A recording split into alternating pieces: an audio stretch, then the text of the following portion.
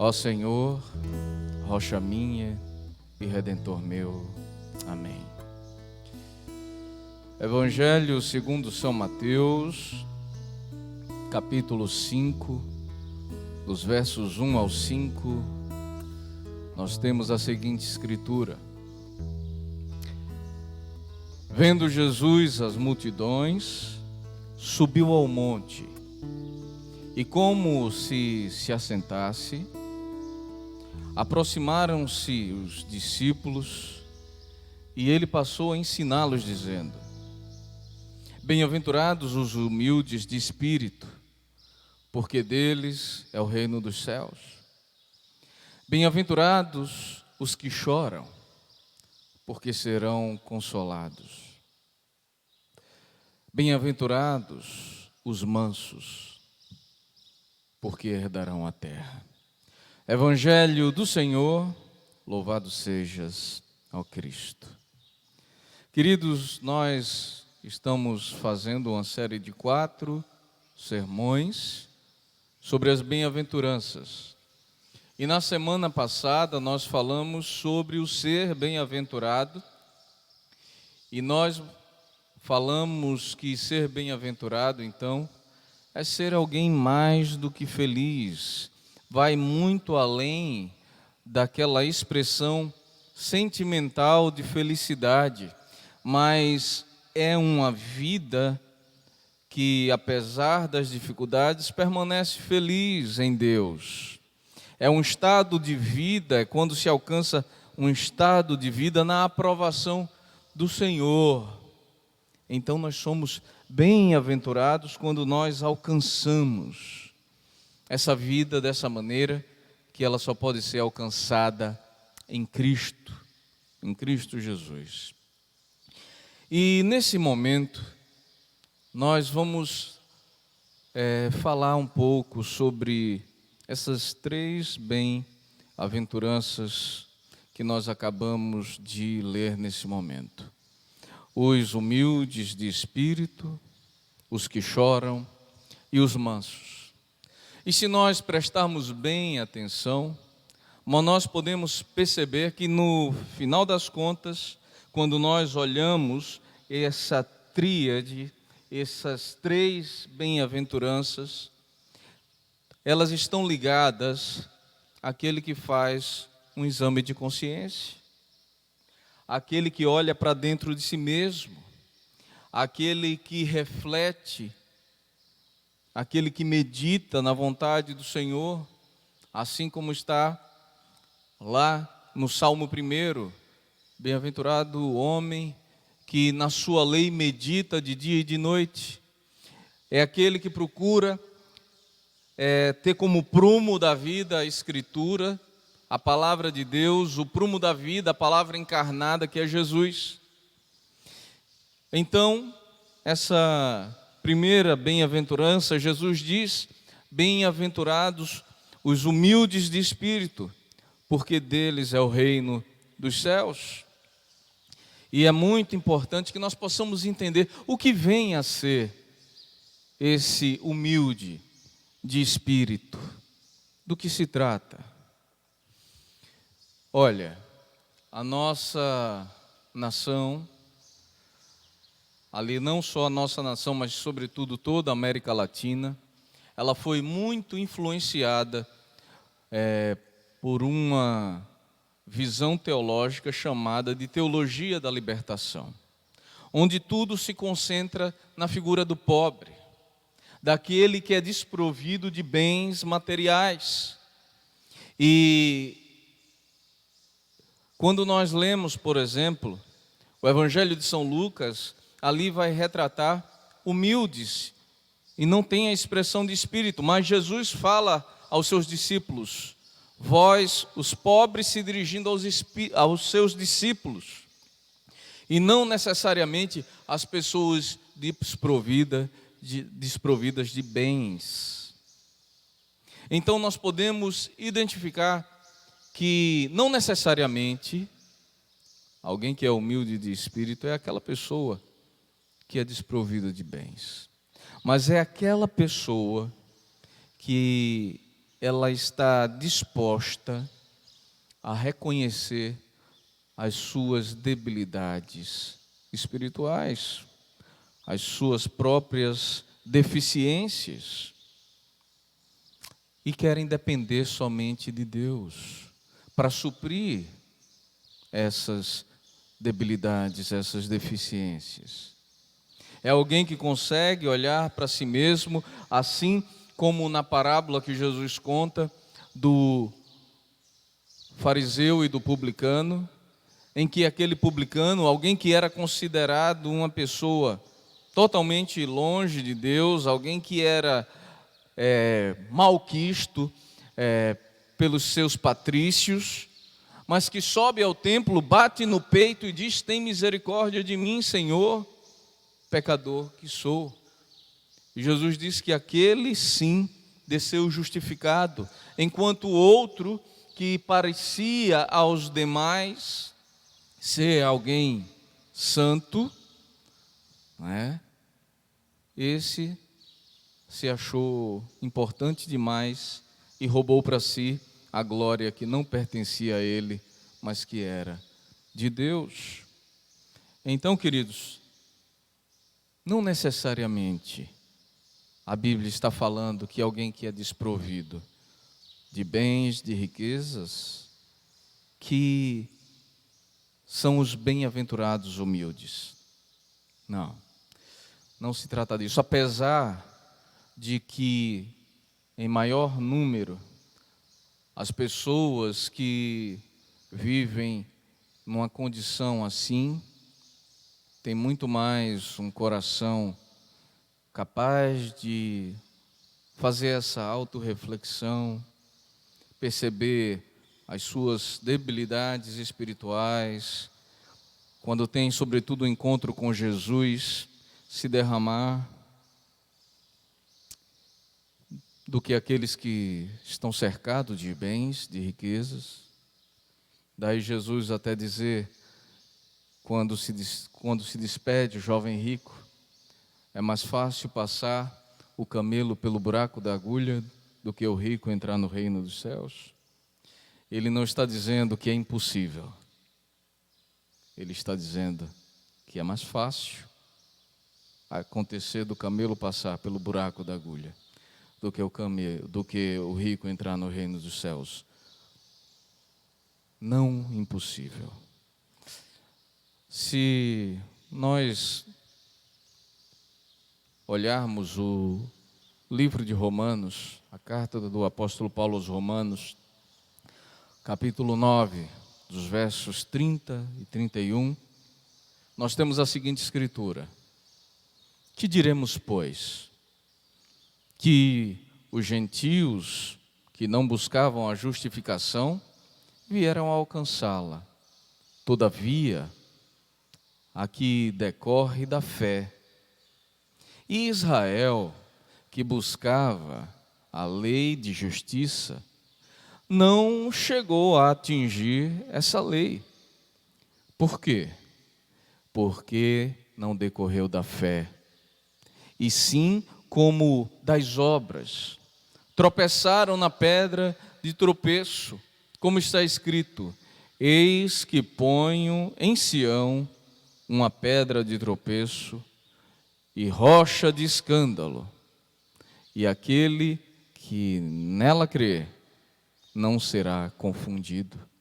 Ou seja, o que ele está dizendo aqui é que aqueles que não procuravam justificação, aqueles que não conheciam a palavra de Deus, ao terem um encontro com essa pedra fundamental, com essa pedra que foi posta, eles alcançaram, não pelo que praticavam, não por uma regra, um modus operandi, mas por uma vida que devotaram.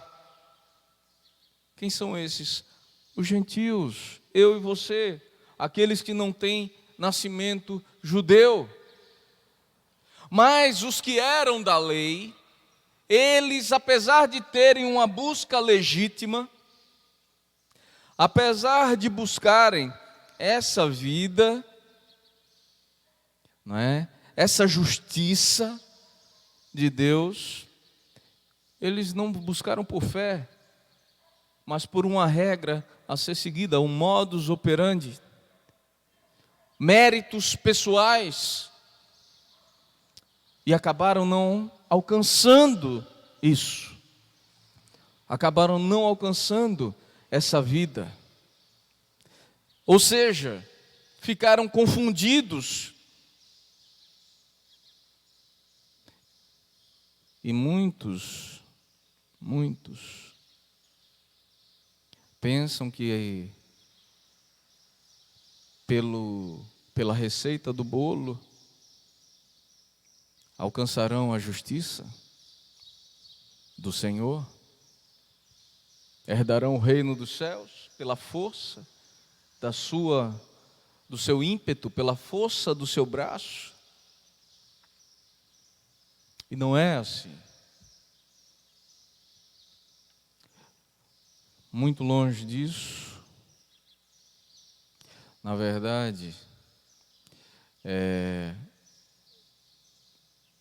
pela expressão de humildade, de debilidade, pela compreensão dessa debilidade, das suas deficiências espirituais, da autorreflexão, de saber que só o Senhor, Ele pode prover às nossas almas a paz que desejamos, que buscamos. Não há outro nome, não há outro Senhor, somente Deus. Somente Deus. Essa determinação de entregar-se assim ao Senhor com toda a humildade faz com que as pessoas possam alcançar essa vida plena em Cristo. Até porque, queridos, tem tantos desprovidos de bens, cheios de si, tantos desprovidos de bens, soberbos, arrogantes. Sim, tem muitos abastados dessa maneira também, que não se dobram, que acham-se senhores de si mesmo, mas existem também aqueles que são mais abastados e que são veículos da graça de Deus na vida de muita gente, na vida da igreja do Senhor. Ser humilde de espírito é perceber-se carente de Deus, sempre necessitando de mais do Senhor, e não daquilo que o Senhor Ele distribui ao mundo.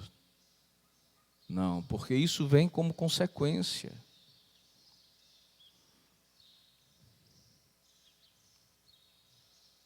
É por isso que o Senhor diz: bem-aventurados os humildes de espírito, porque deles é o reino dos céus. Buscar em primeiro lugar o reino de Deus e a sua justiça, e as outras coisas vos serão acrescidas. Todas as nossas necessidades serão supridas. Não é uma questão de ter ou não ter, volto a dizer, mas de ser. De ser alguém entregue ao Senhor. Isso é ser humilde de espírito.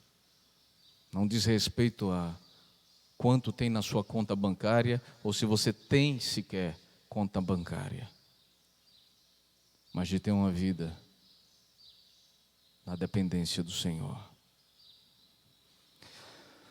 Ainda o Senhor Jesus, Ele nos diz: bem-aventurados os que choram,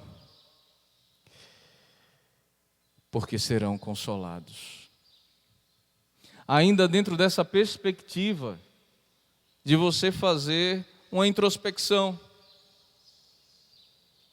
Os que choram aqui não são aqueles, ou não são só aqueles que passam dores, passam angústias na vida. É lógico que o Senhor, Ele se compadece de todos. Quantas vezes, como criança birrenta, nós não choramos na vida? Quantas vezes o nosso choro não é uma expressão de murmuração por comportamentos infantis? Ou você nunca viu uma criança choramingar sem motivo?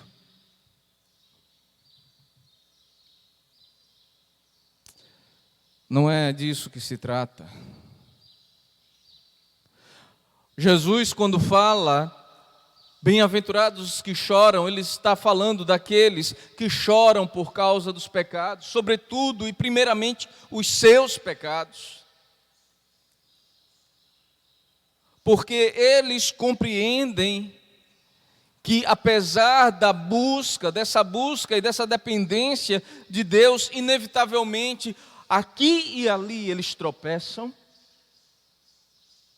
eles caem, e esse traço da sua natureza falha, caída, os faz chorar. A dureza de coração para com o outro é um traço disso.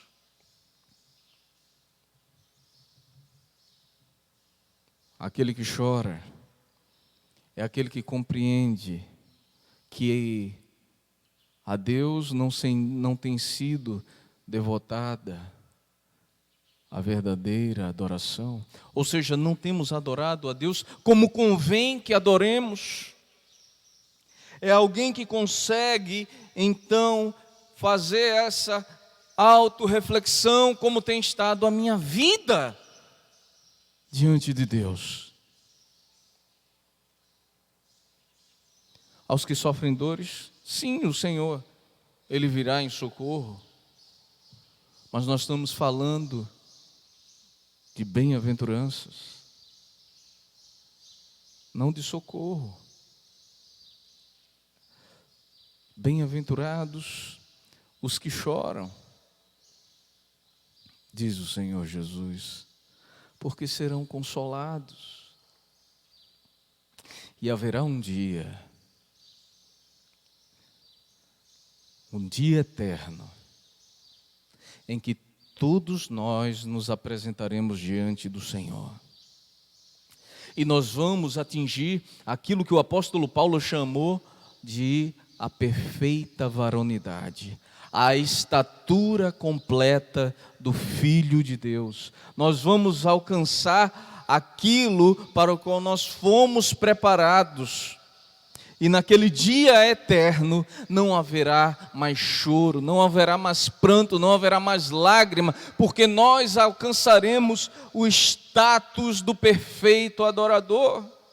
Aquele que adora a Deus de uma maneira plena, de uma maneira completa. Em quem já não haverá mais pecado, não haverá mais falha, não erraremos mais o alvo. Porque pecado, meu querido, minha querida, é errar o alvo. É fugir do projeto. É sair do plano, da vontade. Olha, deixa eu dizer um negócio a você. Talvez você me escute e de repente você pense assim: poxa vida, mas tudo tem a ver com a vontade de Deus e não com a minha. É exatamente isso. É exatamente isso.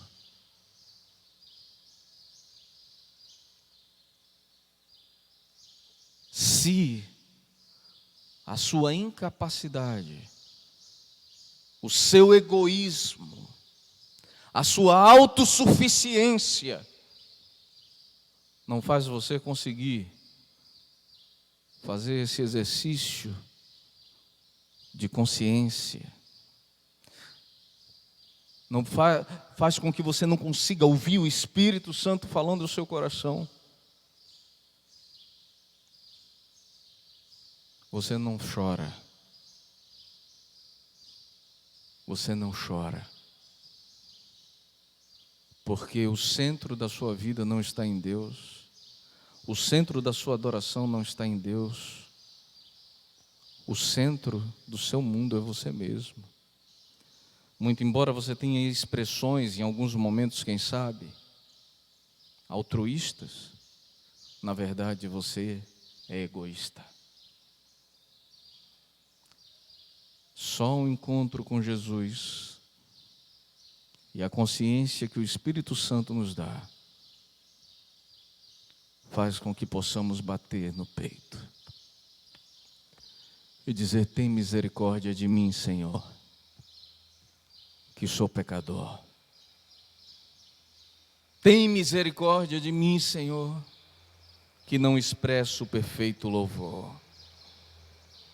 Tem misericórdia de mim, Senhor, que ainda não estou acabado, não estou pronto, mas estou no caminho. Sou bem-aventurado, porque a minha felicidade está naquilo que se concluirá no dia eterno, na presença do Rei. Bem-aventurados os que choram, porque serão consolados. E como diz a Sagrada Escritura, o Senhor vai mudar o nosso pranto em festa. Em terceiro lugar, o Senhor, Ele diz que bem-aventurados são os mansos, porque herdarão a terra. Meus amados, talvez, quem sabe, você imagine que manso é aquela pessoa que aguenta tudo de todo mundo o tempo todo. Que manso é alguém que não revida. Que manso é alguém que não se defende. Que manso é alguém que tem quase anulado o instinto de sobrevivência, de autopreservação. Não é disso que se trata. Manso é alguém que se submete. Manso é alguém que se submete à vontade do Senhor. Manso é alguém que tem a vida na dependência de Deus, que depende da providência de Deus, que anda em humilde submissão a Deus. A Ti me rendo, Senhor. A Ti me submeto, Senhor. Diante de Ti me dobro, Senhor. O Salmo 37, no seu verso 11, nós temos a seguinte escritura: e muito provavelmente é nesse salmo, nesse verso, que o Senhor Jesus, Ele dá a base para a bem-aventurança. Porque assim diz: mas os mansos herdarão a terra. Essa herança é aquela prometida a Abraão. Está completa a promessa do Senhor quando se herda a terra. Mas os mansos herdarão a terra e se deleitarão na abundância de paz. Olha, aquele que se submete ao Senhor, aquele que está com a vida rendida a Deus, esse tem paz. Não é você ser alguém que simplesmente aguenta todas as injustiças do mundo, se anulando por completo. Não. Nós quebramos o nosso coração diante de Deus, mas buscamos fazer a vontade dEle. buscamos fazer aquilo que Ele tem determinado para as nossas vidas. É preciso o manso ele entender que ele, primeiro, ele não é besta. Não é isso. Nós nos submetemos a tudo quando diz respeito à nossa fé. A tudo. Se o mundo desfaz de Jesus, nós não vamos, apesar disso ser uma humilhação para nós, apesar disso nos afrontar, apesar da maioria fazer, nós não faremos. Apesar do fluxo da humanidade ir para uma direção que desagrada a Deus, iremos em outra direção. Afinal, nós já vivemos naquele tempo em que a Escritura diz: e chamarão o bem de mal e o mal de bem. Não, é fazer o que é certo, ainda que o mundo diga que é errado. Sempre na dependência do Senhor. Humildemente rendido ao Senhor, mansamente no fluxo da dependência. Note que o Salmo ele diz: herdarão a terra, ou seja, receberão a bênção, se deleitarão na abundância de paz, de toda a providência que Deus tem para nós. Não quer dizer que você não vai poder se defender de uma agressão injusta. Não. Quer dizer que nós podemos até ir à morte se a questão for renunciar a Jesus. Não renunciamos e nos submetemos à pena de morte, se for o caso. Não negamos a Cristo e sofreremos qualquer dor mansamente nesse sentido. Mas não quer dizer que nós nos submeteremos a um reinado de injustiça e não clamaremos aos quatro ventos pela vontade, anunciando a vontade de Deus. Não é isso. Os mansos são aqueles que estão com a vida submissa ao Senhor. Os mansos são aqueles que humildemente se rendem ao Rei da Glória. Esses são os mansos, mais que felizes, bem-aventurados. Note que em todo o tempo, Jesus ele está aqui nos apresentando, no primeiro momento, a olhada para dentro de nós mesmos, nesses aspectos. Depois nós vamos olhar para os outros. É primeiro necessário tirar a trave do olho, para que se possa, talvez, quem sabe, dizer: meu irmão, tem um cisco no teu, deixa-me ajudá-lo. É preciso se permitir ser lavado por Jesus. Lembrando do que o Senhor disse a Pedro: se eu não te lavar, não tens parte comigo. E assim, deixar que o Senhor nos trate, para que possamos ser veículos dele para tratar. Olhe, todas as coisas e circunstâncias estão debaixo da autoridade do nome do Senhor. Aproveite esse tempo só, isolado. Eu sei que de fato não estamos sós. As outras pessoas estão dentro de casa com a gente. Mas aproveite esse tempo. Tenha um momento seu, um momento quieto. Que você possa refletir a sua vida. Que você possa, durante esse tempo, fazer uma faxina em você mesmo. Sabe aquela história de gente que, pela pressa, pela vida, acaba varrendo as coisas para debaixo do tapete, passa uma vassoura e o entulho que vem varre para debaixo do tapete? Aproveite esse tempo para levantar o tapete. Deixar que Jesus entre nessa área da sua vida. Jogue fora o entulho. Tire todo o lixo.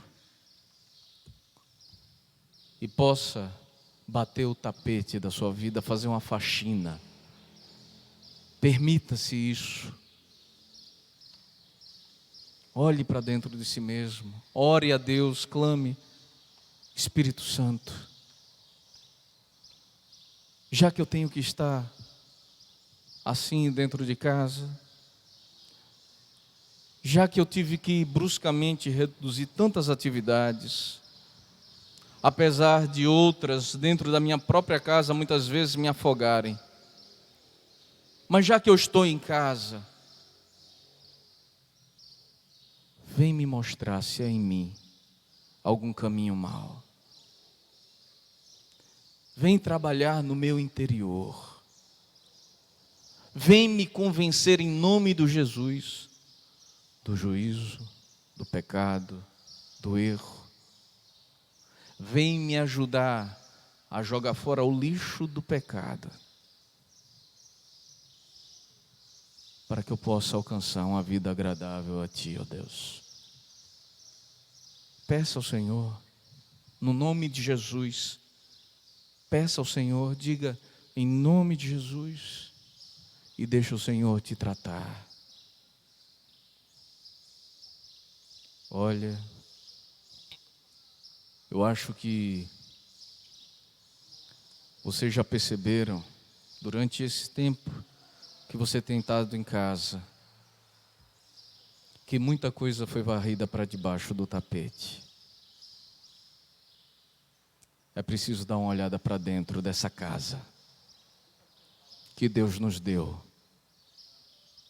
e que é o templo do Espírito Santo.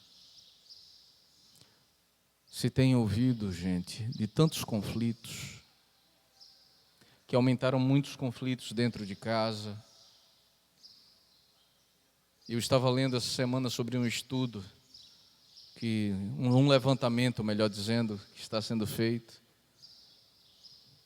que muitas pessoas estão buscando um alívio para esse momento de estresse, não é em oração, mas na bebedeira. Então, tem bebido muito, e se tem procurado, se aumentou muito a busca, não é, de grupos como os Alcoólicos Anônimos.